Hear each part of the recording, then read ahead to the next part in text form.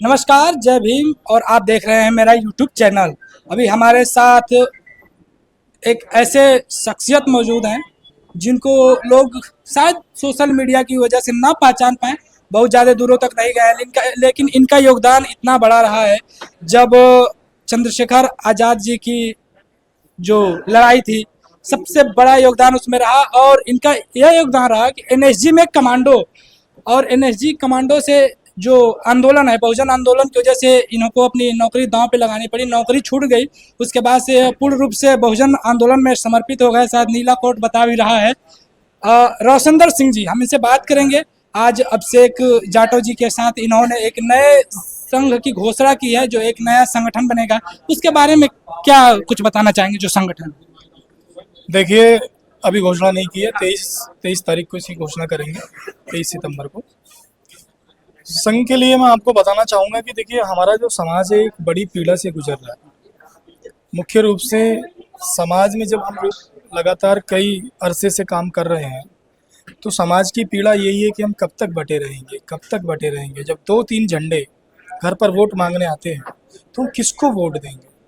और बड़ा सवाल है ये बहुजन समाज के लिए कि एक ही विचारधारा, एक ही समाज, और सभी अम्बेडकरवादी हैं, उसके बावजूद भी हम टुकड़े टुकड़ों में बटे हुए हैं।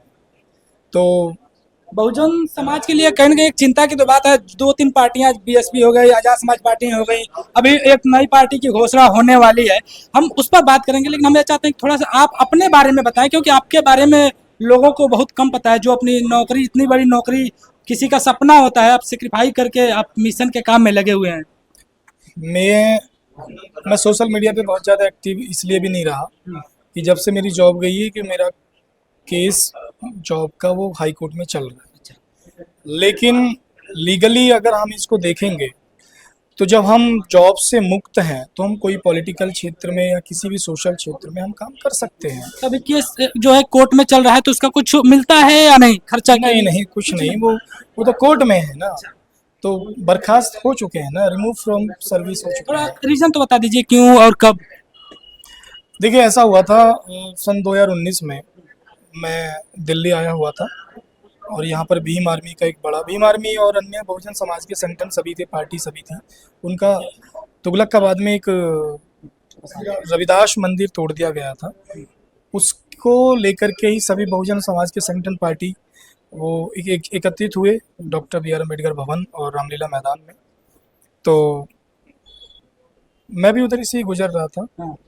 उस आंदोलन में मैं भी गिरफ्तार हो गया। अन्य और 95 साथी थे, जिसमें मैं और चंद्रशेखर आज़ाद भाई, हम दोनों मुख्य आरोपी बना दिए गए थे और गिरफ्तार करके तिहाड़ जेल भेज दिया गया था।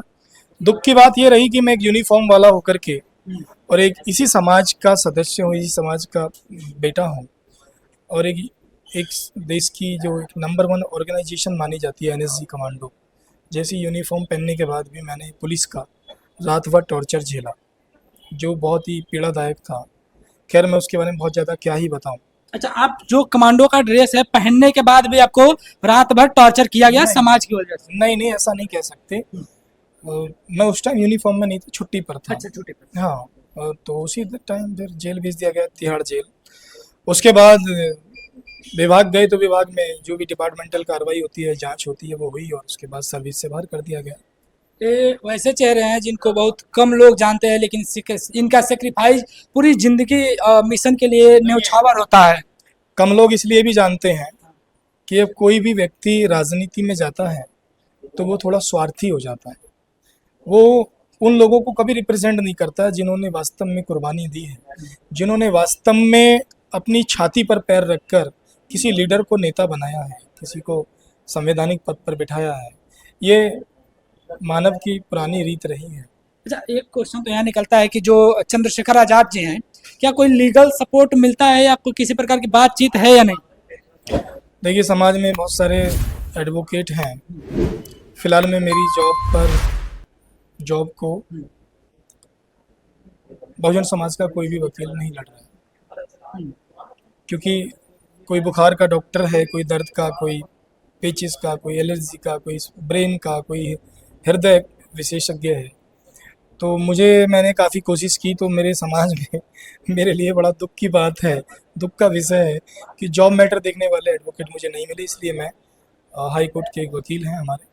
चंद्रशेखर आजाद जी, सबसे बड़ा सवाल उठता है कि हमें बार बार उनसे इसलिए क्वेश्चन कर रहा हूँ कि आपने उनके साथ रहा, उनके ही साथ रहते हुए आपकी नौकरी गई।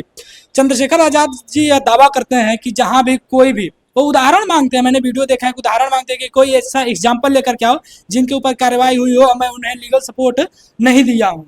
क्या कहना चाहेंगे? तो आप उनको उदाहरण दे दीजिए। अच्छा, मैं ये जो समाज है, एक लास्ट क्वेश्चन है, आरएसएस में रहते हुए भी बीजेपी ने घोषणा कर दिया है कि आरएसएस में रहते हुए, सरकारी नौकरी में रहते हुए आप आरएसएस ज्वाइन कर सकते हैं। इस पर आपकी क्या राय है कि बहुजन मूवमेंट में अगर कोई ज्वाइन करता है तो बर्खास्त कर दिया जाता है? हाँ, ये बहुत अच्छा क्वेश्चन है। जिनकी सत्ता होती है वो कुछ भी गड़बड़ करते हैं, उनका सब छुप जाता है। जिनकी सत्ता नहीं होती है वो छोटा सा अगर आइडियोलॉजी से हट जाते हैं तो उनको बहुत उसका 100 गुना ज़्यादा पनिशमेंट दिया जाता है। ये मेरे साथ भी तो हुआ। आरएसएस में आज कितने सरकारी नौकर काम कर रहे हैं, आरएसएस में आज न जाने कितने पार्टी संगठन के लोग काम कर रहे हैं, कितने जाति समुदाय के लोग काम कर रहे हैं, अलग अलग समुदाय के लोग काम कर रहे हैं। इवन दिल्ली यूनिवर्सिटी, इतनी बड़ी यूनिवर्सिटी है, जेएनयू है, जहाँ पे आरएसएस में संघ में उठक बैठक करने वाले लोग, संघ की शाखा में जाने वाले लोग वहाँ पे प्रोफेसर बन के बैठे हुए हैं। बिल्कुल बन के बैठे हैं और वो आरएसएस की विचारधारा के लिए काम भी कर रहे हैं दिन रात। लेकिन भाई उनकी सत्ता है, वो देश पर काबिज हैं, तो उनका सब माफ है। और हमारी गलती ना होते हुए भी जबरदस्ती गलती बना दी जाता है, कोर्ट में सुनवाई नहीं होती है, विभाग में कोई सुनवाई नहीं होती है, बस ऐसे ही हो जाता है। मैं आपसे कहना चाहूंगा कि इस वीडियो को ज्यादा से ज्यादा शेयर करिए, और इतना शेयर करिए कि ये हमारे समाज के हर एक व्यक्ति तक पहुंचे, ताकि उसको यह बात समझ में आए कि जो सरकारी नौकरियों में रहते हुए भी अगर समाज का काम करना चाहते हैं वो नहीं कर पाते हैं, अगर थोड़े भी वो लाइमलाइट में या फ्रंट में या पकड़ में आ जाते हैं तो उनके ऊपर बहुत ज़्यादा जो कार्रवाई होनी चाहिए उससे कहीं ज़्यादा कार्रवाई हो जाती है। और जो बीजेपी सरकारी नौकरी में रहते हुए भी जो बीजेपी या आरएसएस या एनडीए के जो काम करते हैं, उनके लिए काम करते हैं, उनके ऊपर कोई कार्रवाई नहीं होती। हम देखते हैं अधिकतर दिल्ली में, अगर आप आएंगे, अगर आप दिल्ली से बाहर की हैं तो जान जाएं, या दिल्ली में आएंगे तो आपको यह नज़र आएगा कि आप कहीं भी जाएंगे जहाँ पर दिल्ली यूनिवर्सिटी या कोई भी यूनिवर्सिटी हो, देश में करीब करीब 400 से ज़्यादा यूनिवर्सिटियाँ हैं जिनके कुलपति 90% से ज़्यादा कुलपति एक ही समाज से आते हैं, और पूरी राजनीतिक जो कार्य है उसमें संलिप्त रहते हैं। उसके बावजूद उनके ऊपर कोई कार्रवाई नहीं होती है। लेकिन अगर एक बहुजन समाज का आदमी अगर अपने समाज के लिए काम करता है, स्टांस लेता है, तो उसको नौकरी से बर्खास्त कर दिया जाता है। फिर वो आदमी दर दर भटकने के लिए मजबूर हो जाता है। और बड़े दुख के साथ ये कहना पड़ता है कि उनके समाज की जो नेता हैं, जो बड़े बड़े दावे करते हैं कि हम लीगल सपोर्ट देते हैं या हम उनके साथ कदम से कदम मिला करके खड़े रहते हैं, ऐसे मुद्दों पर बिल्कुल वो मौन हो जाते हैं और ऐसे मुद्दों को शॉर्टकट मार करके निकल जाते हैं, ऐसे मुद्दों को ढांकने की कोशिश करते हैं। मुझे लगता है कि आप हमारी बातों को समझ गए होंगे अच्छे से। इस बातों को जहाँ तक पहुँचाना है, मुझे लगता है कि बहुजन जो मूवमेंट है उनके जो चीफ हैं वहाँ तक पहुँचनी चाहिए, और इनसे मिलनी भी चाहिए, क्योंकि ये वो लोग हैं जो समाज को अपने जॉब को, अब सोचिए कमांडो लेवल की जॉब, कितनी हाई लेवल की जॉब होती है, उसको दांव पर लगाते हुए भी समाज को काम किए हैं और आज ये भटकने के लिए मजबूर हो गए हैं। मुझे लगता है कि आप बात को बहुत अच्छे से समझ गए हैं। वीडियो को ज़्यादा से ज़्यादा शेयर करिए ताकि जिनके पास पहुंचना है उनके पास पहुंचे यह वीडियो, और इसके ऊपर भी संज्ञान लिया जाए। बहुत बहुत धन्यवाद आपका।